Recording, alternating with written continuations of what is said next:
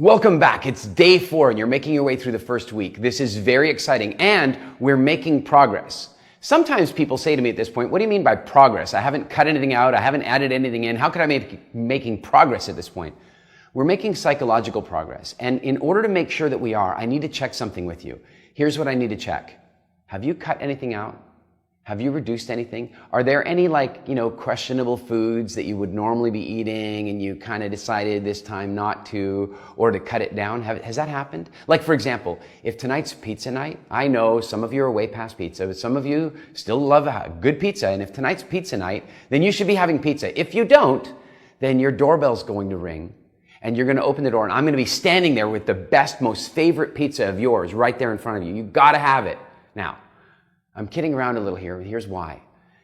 Any diet program that asks you to give up based on willpower is a recipe for disaster. That's why, on average, when people go on a diet, they gain 3 pounds or 1.5 kilos just about every time they go on a diet. Because diets built on willpower are set up for failure. Anybody can give something up for a few minutes, a few hours, a few days, even a few weeks, and sometimes even a few months. Anyone can do that. The challenge is that when it's done through willpower, something will come along, some event will take place, some emotional state will take root, and boom, the old habits will come back. Because as long as there's desire, there's a good chance you're going to act on that desire at one point. And so what's really important is that you keep to your pre-Wild Fit diet. And what does that mean? What it means is this, that you eat the way you were eating before this program started. And if there are foods that you had given up previously through willpower that you're still desiring, that you still feel like you want to have, then you should bring them back. You should bring them back. Now, if there's foods you gave up before and you walk right past them and there's no thought about it, then you don't have to bring them back. You absolutely shouldn't bring them back. So the reason we want to do this is all the other assignments we have here. Like, take a look. When you're eating something that there's a part of you that feels you shouldn't eat or knows that you shouldn't eat, and there's another part of you that wants you to eat it, what you're really doing here is paying attention to the conversation, to the argument between those two parts of you. And when you can really learn, when you can really pay attention to how your food devil convinces the food angel to let you, just this one time, make exceptions, when you can really understand how you manipulate yourself, then you become less able to manipulate yourself. In fact, I already know, here we are on Thursday, here's a couple things I know. One is that many of you have started finding it a little bit more difficult to eat some of the non-foods or less functional foods that you would have easily eaten before. You've started to notice that as you look at your dialogue, you start thinking, well, I don't know that I really want that. And remember yesterday we were talking about paying attention to how does it really taste and how does it really make me feel? And as that sets in, there's a part of you going, well, wow, I don't really feel like finishing this. Finish it. I know this sounds really harsh, but if you don't finish it, then what you're robbing yourself of is the full learning of this process. And if you do this process really properly, then it will work. And you will find that there are foods right now that you might feel a little powerless over that you become completely powerful over. I had this client in Norway one day, Frederick. He came to me and he said, Eric, I just don't know if I can do the program. And I'm like, why? And he goes, because one of my highest values is freedom. And I can relate to that. It's one of my highest values too. And he said, yeah, and so right now I just feel so free, to eat anything I wanted. Now, what I didn't say in my head was, that's clearly evident looking at the shape of you. It's not his fault. I want you to understand, I'm not fat shaming or body shaming. It was clear to me that he valued freedom around his food. So then I asked him a couple questions. I said, so what foods do you feel really free to eat right now? And he goes, well, I really like pizza and I really like cakes and donuts and stuff like that. And I just feel free to eat them when I want to eat them. And I said, excellent. I said, do you feel free not to eat them? He said, what do you mean? And I said, do you feel free not to eat them? And he goes, well, I don't understand the question. And I go, well, let's imagine you've just had a very nice meal and you're not very hungry and somebody brings out a bunch of cakes and you're kind of already full, so you don't really need to eat any more food. Can you not eat the cake? And he goes, no, I can't not eat the cake. And I go, so you don't have any freedom? And in that moment, he got it. In that moment, he understood that he had a perceived freedom. He had a perceived freedom to eat whatever he wanted, but what he didn't have was genuine freedom to make conscious choice about food. If he walked past a plate of cookies, he had to have some. If somebody brought out cake for dessert, he had to have it. And if somebody talked about ordering a pizza, he absolutely had to have it. No freedom whatsoever. What I want you to have is freedom. Some of the people that do this program walk out and go, I never want X food ever again. I don't even want it. And some people go, you know, it's really weird. My desire for it is really down. I can still sort of say I want it, but I don't need it anymore. So if I have it, I'm going to have it out of choice. Wow, how powerful is that? So it's really important that you stick with your pre-Wild Fit diet and you bring back the things that you've given up through willpower and allow yourself to properly experiment right now. So here we are. Only a couple days left in this week. Make sure you're eating some of that stuff and really observing. And remember, what are you observing? The key thing right now that I want you to remember you're observing is this. How do you talk yourself into it? And over the last couple days, if you've found yourself trying to talk yourself out of stuff, notice how you try to talk yourself out of it. By learning your sales techniques, you can become a better salesperson. Now, here's something else I know. By Wednesday or Thursday of next week, there are people that will make changes that I haven't asked them to make yet. And then I'll have to yell at them. I know that I won't be there with them in person, but I'll know and I'll yell at them anyway, because it's really important that you make the changes on the schedule that we give them to you. That's why this program works so very, very well, because we've tested it and tested it and tested it, and we've come up with the exact right formula. So pay attention to your dialogue. If your little food devil is giving you a whole lot of excuses like you worked really hard, it's raining outside, you had a hard day, you had a great day, you got dumped, you fired, you were fired, whatever the excuse is, you need to notice the way the devil uses those excuses and notice the way the angel responds to that. The food angel and the food devil are having this big debate, and the more you can get in the middle of that debate and observe it, the less power that manipulation will have on you. The other thing I want you to continue to notice, like we talked about earlier this week, is the food manufacturing industry. I want to be really clear about something. I will occasionally say things that you may feel are judgmental when people are, say, unhealthy or overweight or what have you. I want to be very, very clear that I am judgmental about that at times, but never about the person. Not ever. I truly regard that it is not the person's fault whatsoever. It is the food manufacturing industry's fault. They are manipulating us through extremely psychologically powerful advertising campaigns, and they are manipulating our physiology through understanding our biochemistry and building food that is so nutritionally empty that we are left hungry after eating it and need to eat some more. So please pay attention to the manipulation and the hypnosis of the food industry. And by hypnosis, here's what I mean. I want you to think about this. If you are having a peak emotional experience, can you link that to a physical stimulation? Here's an example. Can a song make you feel a certain way? Sure it can. Can a smell make you feel a certain way? Absolutely. I mean, here's the test, right? Imagine you go out on the perfect date, right? At some point in your life, maybe you're not single now, maybe you are, whatever. At some stage in your life, you went on the perfect date. And if you're a man or a woman, just switch this as you need to be. You're on the perfect date. And the date goes really well, and it's at the end, and now you go up to the front door to drop your date off, and maybe it's time for a goodnight kiss. Nothing more, first date and all, goodnight kiss. And you lean in for the goodnight kiss, and it's at that point, for the first time, you realize that your date was wearing your mother's perfume, or your father's cologne, as the case may be. How far is that going to go, right? Like smells create emotional states in us. Tastes create emotional states in us. This is really important to understand because the food industry understands it. I'm going to give you such a good example of this. A friend of mine sent me this incredible viral video.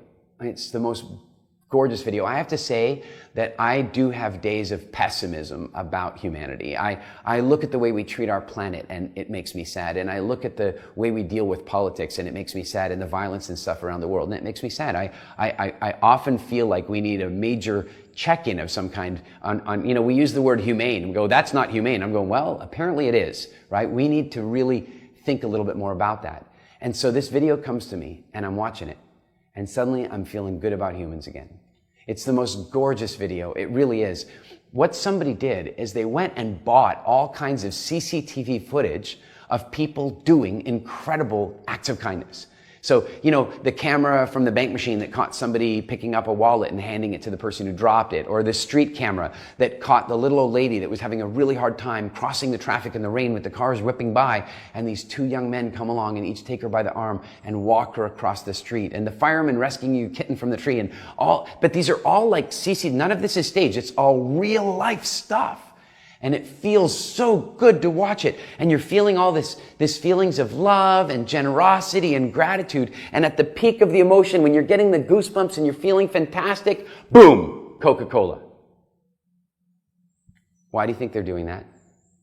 It's called hypnosis. What they're doing is they're making you feel good, see the logo. Feel good, see the logo. And pretty soon, you see the logo and you feel good. And I'll tell you how effective this is. I want to be really clear. I categorically hate the Coca-Cola product. I believe that it is disgusting, and while I do not really believe in banning substances, if I were president for a day and I had to ban some substances, Coca-Cola would be on that list. I feel the same way about Pepsi, but you know what's really interesting? Their marketing is so effective, it is so good, it is so amazing, that guess what? I walk in and I see people drinking Pepsi, and I think, wow, shouldn't you be drinking Coke? I'm not kidding. That's how good their marketing is. So I want you to really notice the manipulation. I want you to notice the advertising. I want you to notice the billboards that are around you. I want you to notice remember the chemical steam coming off the food? Notice how far they will go to get people to eat far more than they ever need to get. Now, let's talk about today. Let's talk about what we're going to discover today. So, today we're going to talk about why we eat. I know. We eat for lots of reasons. And I know we eat because we have to, right? We eat because we have to. But do we have to eat everything we eat? I mean, what I'm talking about is, do we need to eat that kind of quantity? And do we need to eat those specific things? I think not, right? So let's talk about why we eat. We're going to talk about the decision process. Now, before we do this, I want to remind you of something. Some of you have begun to notice that as you start paying attention to your dialogue, and as you start paying attention to the way food makes you feel, you might find yourself wanting to give up some of the foods, right? You can't. Please don't, as we've already discussed. This next section that we're going to talk about will probably inspire some desire to change. I will talk about the specific motivations around eating, and then you might find yourself later today going, wow, I didn't realize that's why I wanted to eat that thing, and now I don't want to eat it. You still have to. Listen to me carefully. I will show up and I will hand it to you and make you eat it. So please, play full out, listen to this, and then observe it. If you would like lasting change, it's going to come from this. It's going to come from you learning this stuff and then going out and eating the way you did and observing it through the lens of what we discover today. So, what we're going to talk about today is something that we call the 6 core human hungers. The 6 core human hungers. These are the 6 primary motivations for humans to eat. Now, each of them has a different way of motivating you to eat. Some of them are genuine, real hungers, and some of them are not, as you'll see. The first one we're going to discuss is thirst. I know, that sounds a little odd, right? Thirst is a hunger? It is. I think we already discussed this in the earlier video. Let's talk about, as we talked about adding more water in. So let's talk about how it works again. What happens is that when we eat, traditionally, historically, for almost all of our history, when we eat, we would get water from our food because most of the food we ate had high water content in it. Remember, we didn't have water bottles, we didn't have pottery, we couldn't carry water around with us. So yes, of course, when we were at a lake or a spring or a stream, we would definitely drink. And the rest of the time, we'd have to eat foods that were rich in water. Excellent. So that means that when we start to get dehydrated, then our body sends a signal, and the signal is a signal of hunger. It says, hey, go eat something, I'm thirsty. That's the message the body's sending. And so if you've already started finding yourself like not quite as snacky as you were before, or not quite as hungry as you were before, that might be because you're drinking 6 to 8 glasses of water a day. And so one of your 6 hungers has been muted. And so you might find that you have less motivation to eat. So make sure you stick with your 6 to 8 glasses of water a day. That will help you a great deal by removing one of the 6 hungers and making you properly hydrated on a consistent basis. Okay. Hunger number 2 is the only genuine hunger. It's the only genuine hunger, and that is nutritional hunger.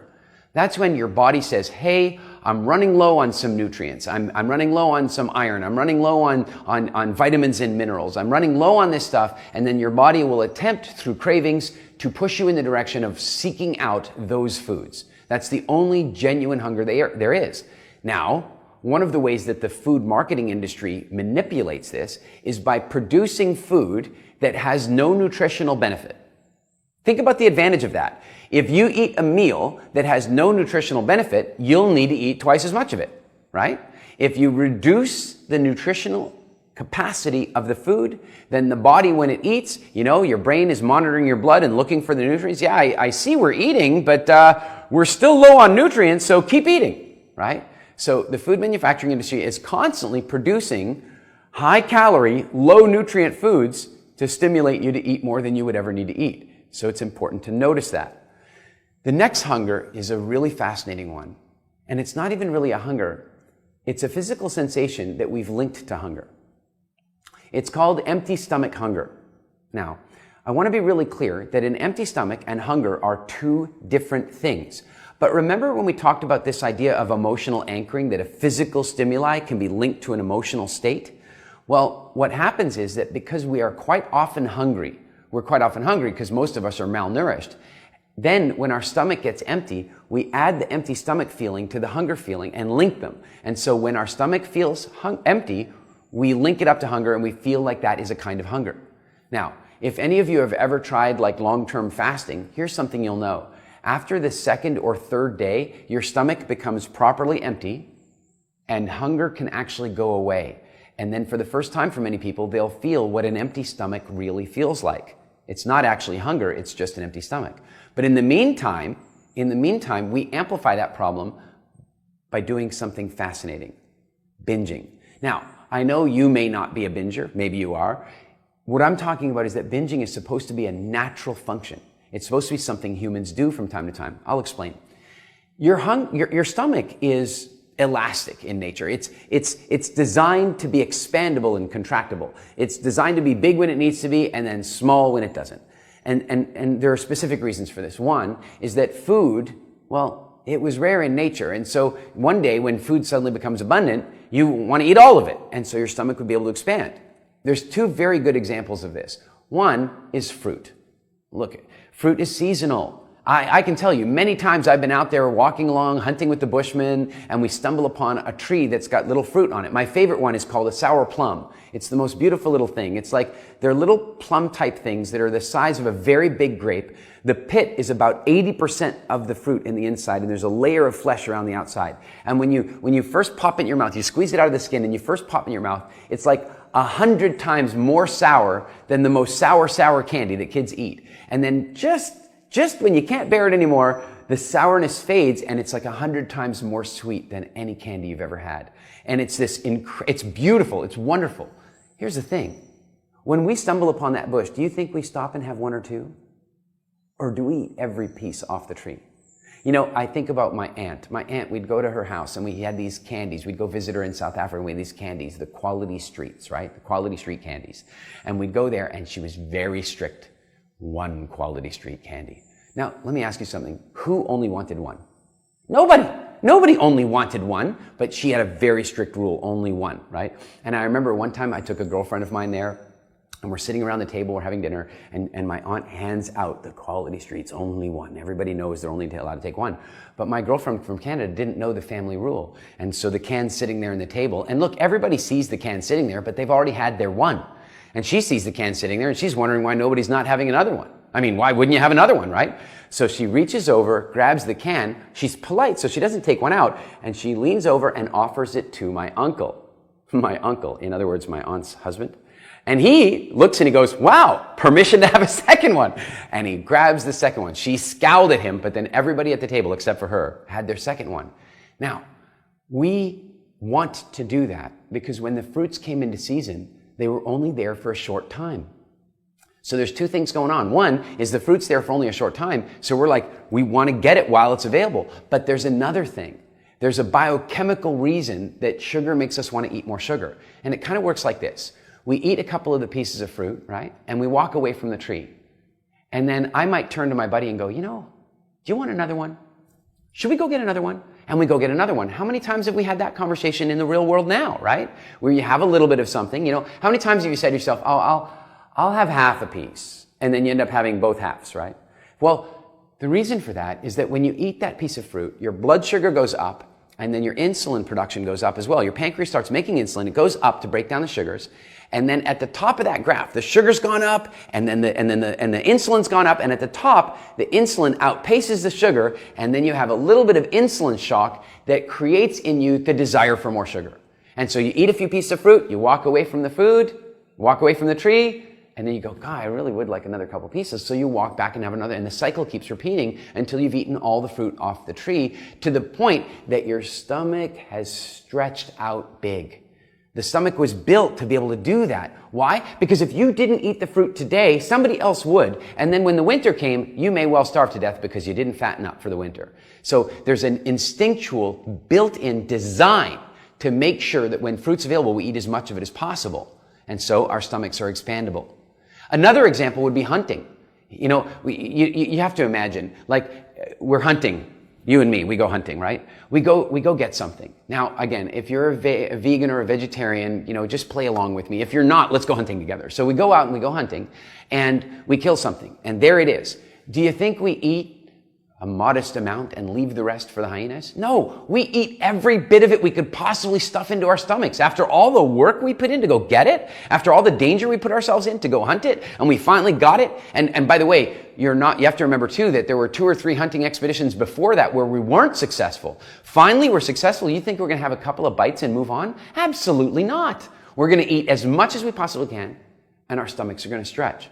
So the stomach is designed to be expandable. But then it's designed to shrink back down again.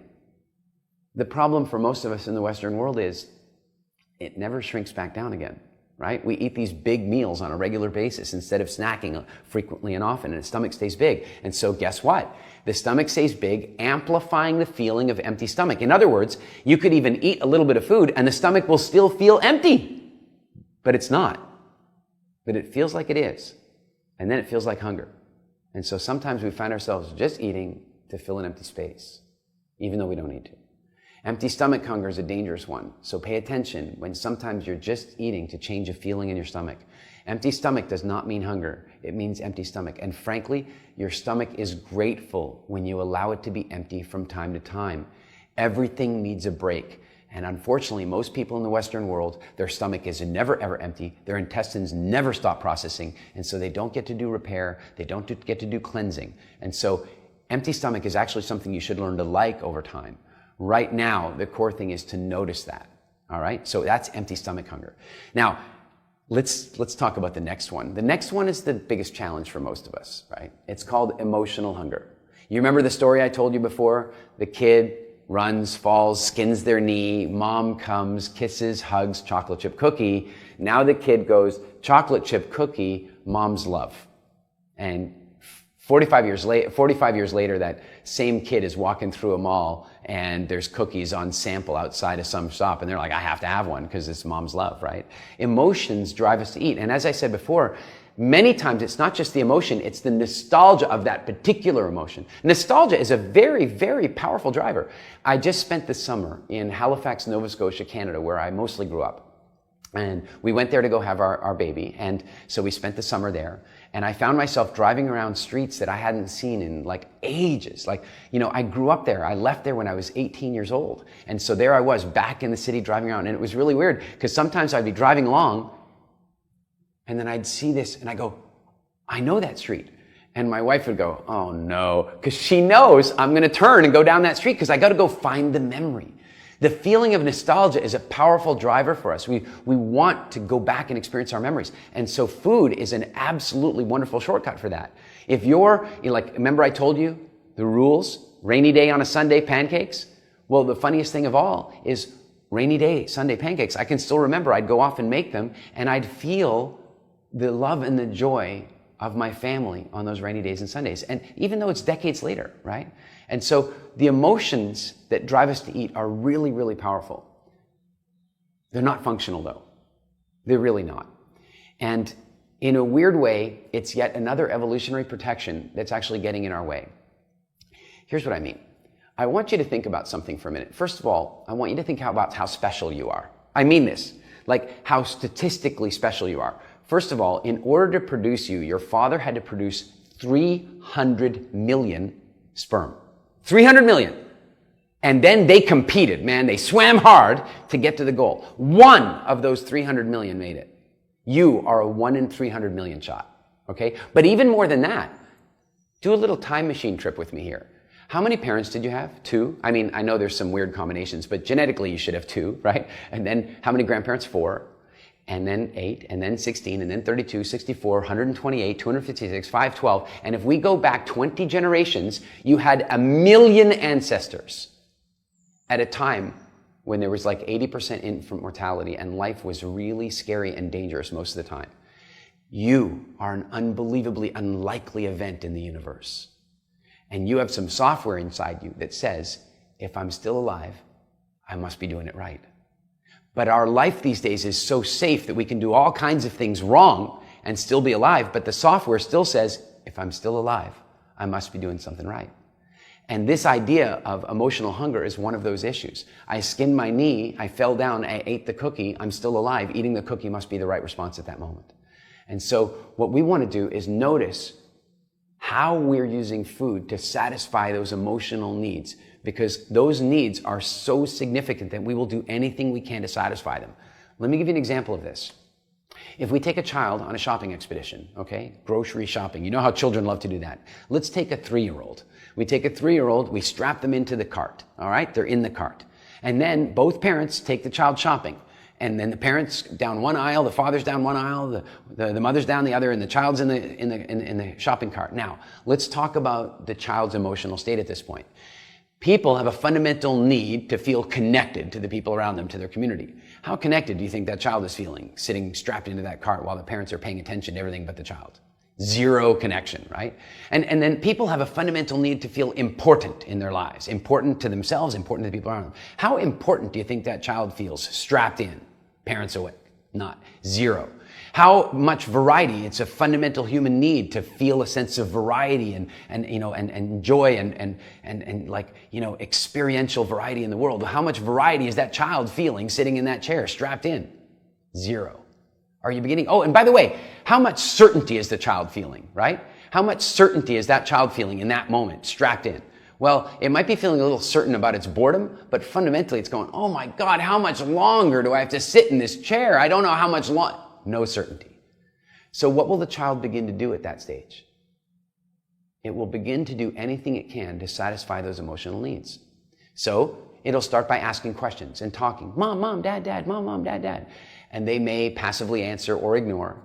And if they don't give the child enough connection, significance, certainty, variety, all those things, then the child will begin to act up, and it might even begin to yell and scream and cry. It might even reach over and knock things off the counter, right? Isn't it possible? Now, what happens when one of the parents comes up, grabs the cart, and says, stop that, and yells at the child? Or, in some countries, maybe even smacks the child? Is that good or bad? It's clearly bad. But for the child in that moment, it's actually not. Now, I'm not saying it's good for them. What I'm saying is, in terms of satisfying their emotional needs, it achieved the goal. From the moment that parent is looking straight into that child's eyes, shaking them, maybe even striking them, here's what's going on. The child feels 100% connected. The child feels unbelievably important in that moment. The child felt an incredible amount of variety and venture because it knew bad things were going to happen. It just didn't know when. And the child feels really certain in that moment, really certain. And so all of its needs are suddenly getting met at a major level. Remember, if I'm alive, what I've been doing so far must be working, so I'll keep doing it. And that child will learn that that's how to satisfy their emotional needs. We've done the same thing with food. There are foods you eat right now that you think make you feel better, aren't there? But the question is, do they really make you feel better? Do they? Because I'm going to suggest that maybe they don't. One of our clients in one of our early WildFit classes, she found herself cutting out a little bit of chocolate in the early parts of the program. We told her not to. We said, you aren't supposed to cut anything out, but she found herself wanting to. As she paid attention to her dialogue and she noticed the way, well, if I eat the chocolate, this and that, and she saw the whole dialogue and it started making her not want the chocolate, so she started cutting it down. And we told her, you can't do that, you can't do that. So one day, and I think it was actually Thursday of her first week, she came in to do a check-in. It was a live coaching client. And she goes, I did it, I ate chocolate. And we're like, okay, so what happened? And she goes, well, I got into a really big fight with my husband. I got into this big argument with my husband, and I got so angry and so upset that I came home and I ate all the chocolate. I ate all of it. Why? I was so angry. And it turned out that in a weird way, she ate the chocolate to show him, to punish him for being bad. Really? I heard this expression once that resentment is the poison you drink hoping to kill somebody else. So she quite literally ate the chocolate hoping to punish him. He can buy more chocolate. Who did she really punish? And this is where it became really fascinating. Because after eating the chocolate, because she was on the program, because she was paying attention to the food timeline, she noticed how she felt before she made the decision. She felt angry. She felt disappointed. She felt hurt. She noticed how she felt the minute she decided to eat the chocolate. She felt free. She felt tough and brave. And then she noticed how she felt while she was eating it. She went, wow, this is really, really sweet. I kind of enjoyed the first taste, but now I'm just stuffing my face. Then she noticed that she went into a kind of a food amnesia, whereas she doesn't even remember the fourth, fifth, sixth bite. It just happened automatically. Then she noticed when she was done, she had a sticky feeling in her mouth, and it didn't really feel all that good. And her self-esteem felt bad that she'd eaten all that chocolate. And most importantly of all, she noticed that 20 or 30 minutes later, she actually had a weird lightheadedness and a sugar rush, and she felt dizzy and her stomach felt a bit sick. And then she realized she never punished her husband. She punished herself. Your emotions need to be satisfied. And if you use food to satisfy them, then you're going to create some unwanted health side effects unless you're using the right foods to satisfy them. And so what I would love for you to think about right now is, or I'd love you to notice right now, is when you decide to eat a food, particularly foods that you think of as rather unhealthy, I want you to notice why you're eating it. I want you to notice how you think it's going to make you feel. Because here's the thing, every single thing you do, every decision you make, every action you take is designed to make you feel better or different than you do right now. Same with food. You choose a given food because you have a perception it's going to make you feel a certain way. Your homework right now is to notice how you think that food is going to make you feel, and whether or not it really does make you feel that way. And if it does even do that, for how long you feel that way before you don't feel that way again. What some of you are going to begin to notice is that there's a weird little conveyor belt, and it works like this.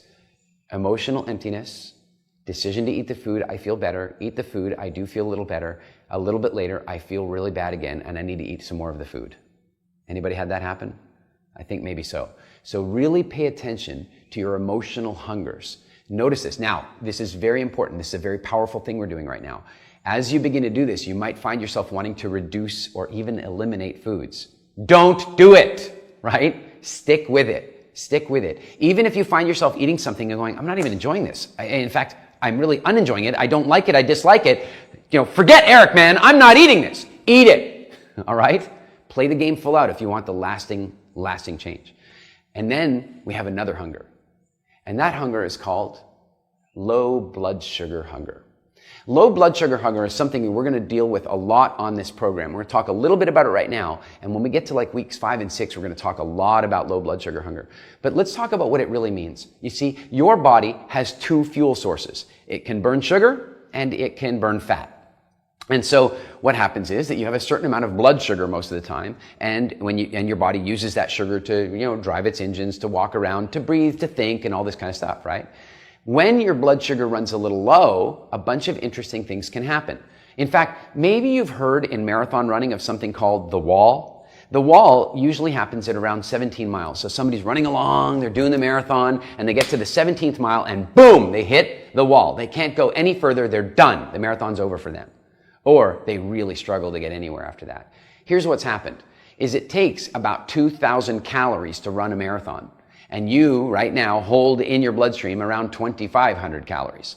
And so, once you've hit to the 17th, 18th mile, you've burned almost 2,000 calories, your body starts to go, oh my God, we're almost out. And it says, go into shutdown mode. Don't do any more. We can't let ourselves run out. And so you hit low blood sugar. Now, that's an extreme example. But this happens to us quite a lot, doesn't it, in just day-to-day life? Let me give you some ways to look at it. Have you ever found that you're unpredictably grumpy? Or that your moods become a little darker all of a sudden for some reason? This may not happen to you, but I'll bet you know people that it does happen to. You see, because for very many people, when they get into low blood sugar, their mood starts to go down. And I suspect, and this may sound a little crazy, but I don't know if you've ever seen lions eating at a kill. You know, the lions are there and they fight with each other to get at the food. I suspect that as our blood sugar gets low like that, it makes us grumpy so we can fight for our food better. Because I'm telling you something. Now, this is a secret just between you and me, but my wife, if her blood sugar gets low, don't tell her I told you this, but if her you guys, nobody tell her I told you this, but I'm talking to the crew now as well. If her blood sugar gets low, she reaches this thing that we call code blue. Code blue means I might lose my life. Now, I'm kidding. This was an old pattern that we used to run before we made some big changes to the way we live and the way we eat. But it was a big joke between us that we'd be traveling around the world, we'd be somewhere, and she'd say, Eric, I need to eat. And I go, yeah, me too. And she goes, no, I don't think you understand. I think I'm approaching code blue. At that point, I would do anything in my power to get her food. I mean, we don't want to have code blue. Now, we're at a place now where the way we eat, our blood sugar doesn't have these big peaks and drops anymore, so we don't have code blue as a reality. But I suspect that some of the people watching this video right now might. And so it's really important to notice when blood sugar is the issue for you. And over the next few weeks, we're going to show you how to manage your blood sugar so that low blood sugar is not a motivator. What's happening for most people in the world right now is they're having low blood sugar, and that's triggering negative emotions. And so between low blood sugar and the negative emotion, all of a sudden, boom, they're eating something. And what do you think they're eating? The most functional, healthy thing? I mean, wow, I'm having low blood sugar and I'm feeling a bit low. I think I'll get myself a plate of broccoli. No, I don't think so, right? Isn't it going to be chocolate or ice cream or cake or something like that? And so it's really interesting to notice when low blood sugar is amplifying things. In fact, I want you to start to think of it like this. Imagine that each of these hungers we're describing, they are individual little food devils. Each one of them, they're your food committee, right? And so if you let yourself get dehydrated, what's going to happen is the little thirst guy, he's going to come along and go, excuse me, eat please, eat please. And then the emotional hunger guy is going to go, yeah, we should eat. I'm feeling a little low. And the low blood sugars guy is going to jump right in there and go, well, the reason you're feeling low is we have low blood sugar. You should jump in. And it's like a democracy. The more of your hungers want you to eat, the more you're going to eat and the less control you'll have over the decision yourself. And so what we're going to do is work to neutralize each of these little guys and get them to eat rationally. So what are we doing? 6 to 8 glasses of water a day. Now what happens is the emotional hunger guy, he goes over to, he's like, emotional hunger. He's like, oh, I'm feeling a little low right now. You know, I really feel like I could eat something. Hey, thirst. Hey, thirst. Shouldn't we eat and thirst right now? Because you've been eating 6 to 8 glasses or you've been drinking 6 to 8 glasses of water a day. Thirst is going back, no, I'm all right. And emotional hunger is going, oh. Hey, blood sugar, how you doing? Right? They're going to look around for friends to get you to make these decisions, and we're going to neutralize them one at a time. And we'll show you how to neutralize low blood sugar over the weeks that come. The next one to pay attention to is a very good one. It's called variety. It's called variety, and it's a very good one to pay attention to because its driver, where it comes from, the reason we have it is that we need a variety of different foods to satisfy our huge nutritional requirements. There are traditionally 200 plant species that humans used to eat. Really, in the wild, in nature, humans consumed over the course of a whole year, because all 200 weren't available on any one day, they would eat 200 different plant species a year. Take a moment right now. How many do you eat? How many? Like in a year, how many different plant species do you eat? Because I'll tell you what we experience when we're dealing with people on this is that there are some people that it's as low as 5. And that's because they generously count the slice of tomato and lettuce that they put in their burger, right? Or, the FDA, don't you love, for those of you who are Americans, you'll understand what I mean by the FDA. For the rest of you, it's the Food and Drug Administration that's supposed to create guidelines to help America be healthy. They're doing a great job, can't you tell?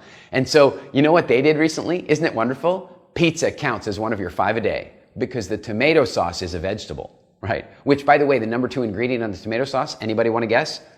It's sugar. in a lot of cases. And so this desire that we have for variety stems from the fact that in nature we were eating 200 different plant species a year, never mind the different types of nuts and animals that we were hunting and all that kind of different stuff. And now people are getting almost no variety in their plants, but they're getting tons of variety in their sugars. They're getting tons of varieties in their junk food. And that desire, and here's some evidence of it. Have you ever had this experience? You're with your friends and you go, hey, we're going to go and out for dinner and let's go for Italian. And one of your friends says, I went for Italian like 2 days ago. I was thinking we should have something different. Could we go for sushi? No, we can't go. I had sushi yesterday, right? You see, people want variety in their food. And so we want to pay attention to this for two reasons. The one is that we want to look for variety.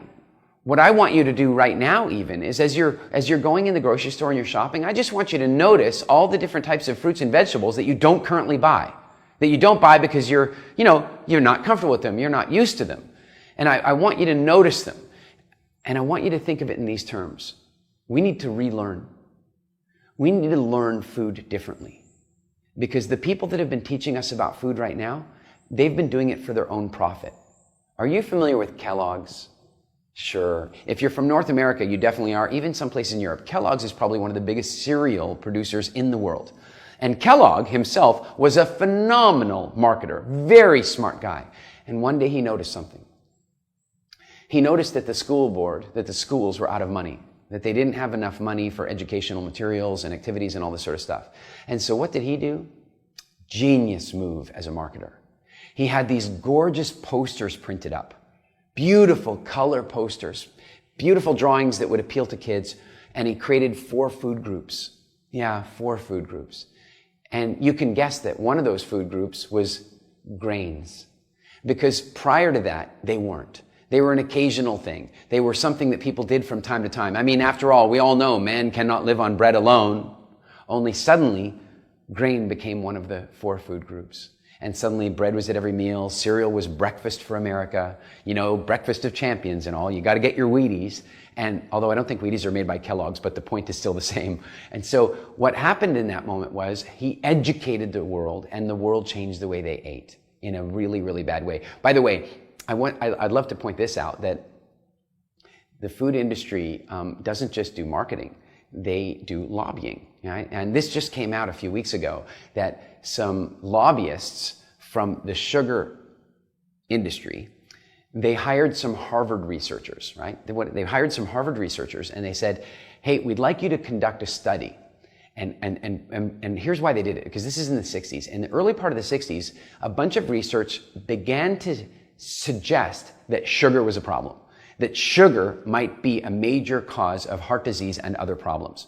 And so the sugar lobby said, well, that'll be bad for business, right? So they go off and they hire these 2 Harvard researchers to do a study, and the purpose of the study was to link fat to heart disease. Yeah, they wanted to link fat to heart disease.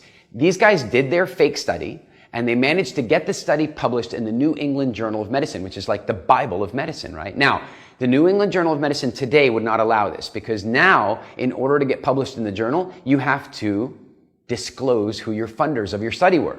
Back then, you didn't have to do that. So these guys got their study published in the journal, and boom, it just became gospel. Fat is the problem, not sugar. By the way, that's in the 60s. In the 1970s, in America, there was almost nobody in America under 40 years old with type 2 diabetes. In fact, back then, it was called adult onset diabetes. There was regular diabetes and adult onset diabetes.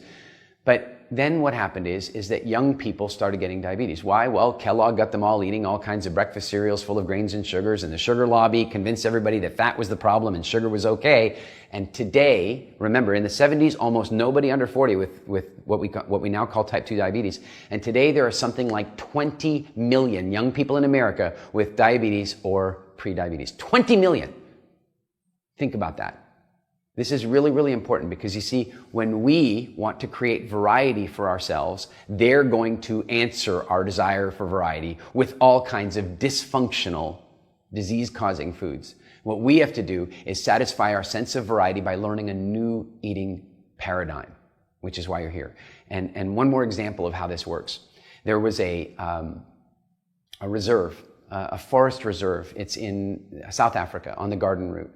And what they do there, they bought this big chunk of land, and what they do is they rehabilitate exotic monkeys that people thought would be nice to have as pets and then realized they're not. And so you have all these like primates that, can't go back and live in the wild, but equally can't be kept as pets and so on. So they release these primates into this big forest, and they get to live in this reserve area.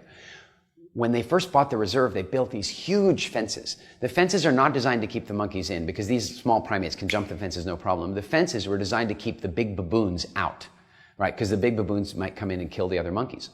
Now, the reason that they were nervous at this point was the local monkeys, they're called vervet monkeys.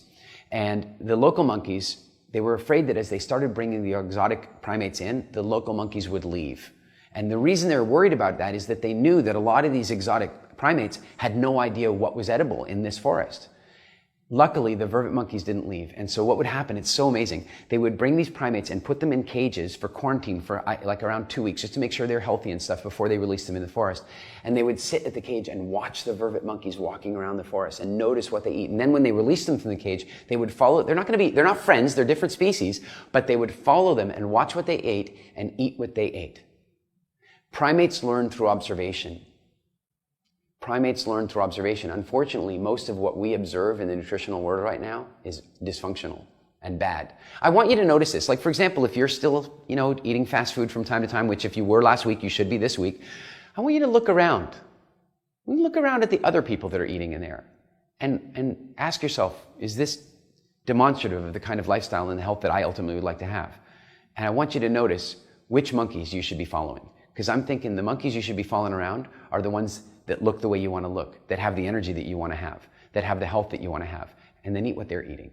Now, this week you keep eating the way you have been eating, but you notice this stuff.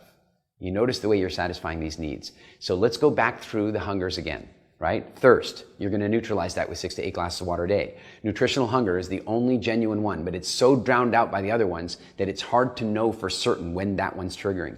I will tell you that at times if you find yourself craving fat or craving salt, those are natural nutritional hungers, right? The challenge is they're amplified by the other hungers. Remember, empty stomach hunger. Empty stomach is actually not a hunger. It's just a feeling. So begin to notice if you do find yourself, for example, waking up in the morning, notice, wow, that's what my stomach feels empty. And I may not necessarily be hungry. Excellent. Then we have the emotional hunger. How are you trying to change the way you feel? When you choose to eat something, what emotional state are you trying to have? Like, do you eat popcorn when you go to the movies? Why? What is it about popcorn? And by the way, let's be really clear. Popcorn tastes disgusting. No, hold on, hold your horses. You might agree with me, you might not, but let me just suggest this to you. I'm going to suggest to you that popcorn tastes disgusting until you add the butter or plastic fat that they use and salt. Before you add those things, it tastes like cardboard, right? And so, why are we eating that? What emotion are we trying to satisfy when we eat it? By the way, after I said this to you, you might find yourself not wanting popcorn. So just eat it. Make sure you eat it, the popcorn or whatever that food is. Remember, just because this is going to happen quite a lot, by the way, where I'm going to discuss a specific food, and after I mention certain things about that food, you might not want that food anymore. I don't care. You got to eat it until I ask you to stop. Trust the program. And again, then we talked about low blood sugar hunger. You're going to notice that. And also variety. How do you satisfy your desire for variety? I want to take one more backward step for a minute just to go back to emotional hunger. This is really important. When you decide to eat something, notice how you feel, how you think it's going to make you feel, how it really does make you feel, and how you feel half an hour later. It's really important you slow time down and watch that emotional roller coaster, because I think what you're going to find very often is you feel a certain way, you think the food is going to make you feel better, it sometimes does even make you feel a bit better, but it's short-lived and you're right back to over here wanting to eat that food again. So pay close attention. And I have a couple of little homework assignments for you. So your homework assignments are to be a lot more active about what I'm saying to you right now. The first one is, I want you to really pay attention to your dialogue now that we're really getting into this different types of hungers. I want you to really notice how you are talking to yourself about the food. That's thing one. And if you really want to play full out with this, write the script once, at least once. So later today, tomorrow, you go to eat something that you think of as maybe not as healthy as it could be. Notice the way you talk yourself in and out of it, in and out of it. It's going to be like this. Oh, we get to go and have some, ice cream. no, we really shouldn't be eating ice cream. We wouldn't really normally eat ice cream. Well, come on, we do from time to time. And Eric said that we should have it. I don't care what Eric said. He's not living in my body, and he's not the guy who's going to have to feel that way after we eat the ice cream. Yeah, but he said to do the program, we got to eat the ice cream, right? So I want you to pay attention to that dialogue, and if you really want to play the homework full out, write the script.